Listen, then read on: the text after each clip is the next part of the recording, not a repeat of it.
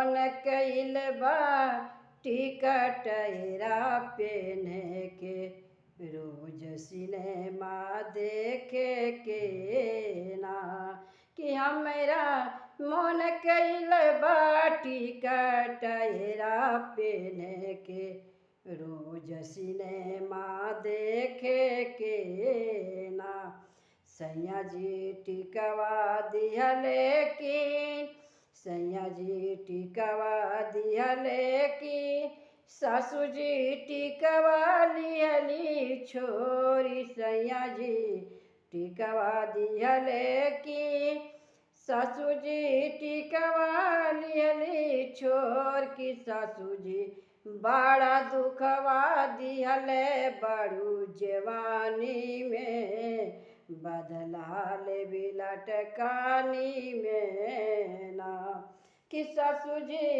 बड़ा दुखवा दिहले बड़ू जवानी में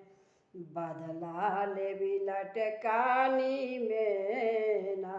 कि सासू जी बड़ा दुखवा दिहले बड़ू जवानी में बदला ले लटकानी में ना जहिया हो कबू सासू बूढ़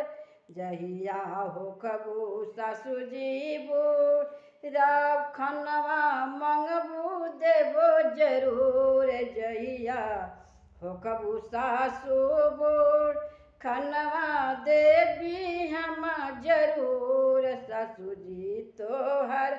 बतिया कहबी हम कहानी में बदला ले लटकानी में ना कि सासू जी राउर बतिया कहबी हम कहानी में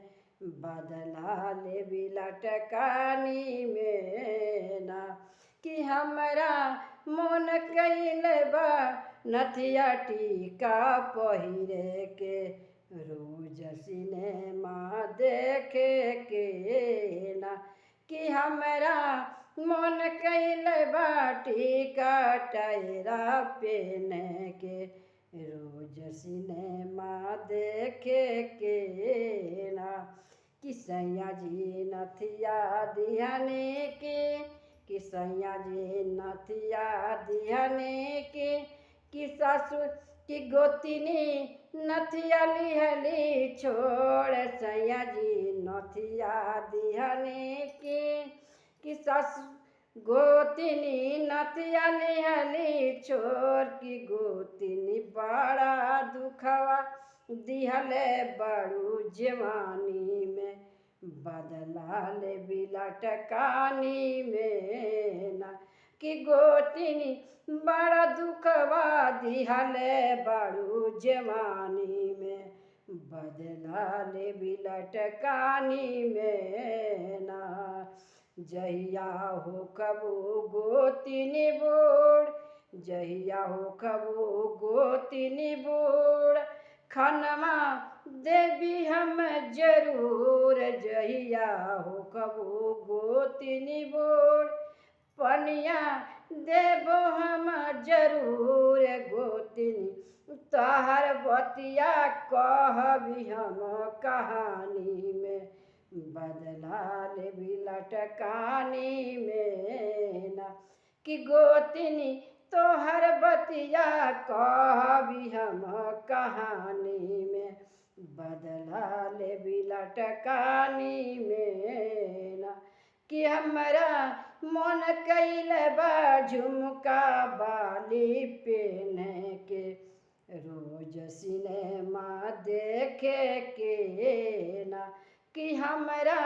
मन कइल बा झुमका बाली पेने के रोज सिनेमा देखे के ना